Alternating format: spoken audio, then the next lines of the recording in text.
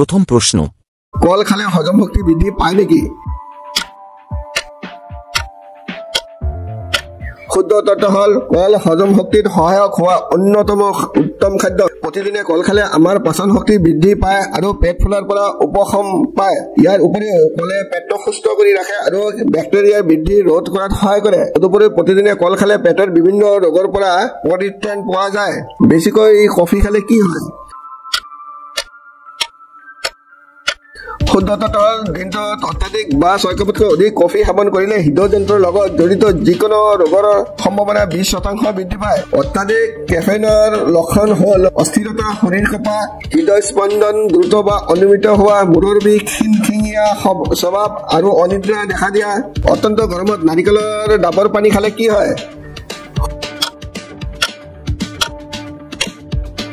শুদ্ধ উত্তৰটো হ'ল আচলতে অতি গৰমৰ সময়ত বেছিভাগ মানুহে শৰীৰত পানীৰ কমি যোৱাৰ সমস্যাৰ সন্মুখীন হয় আৰু ই শৰীৰৰ বাবে বিপদজনক।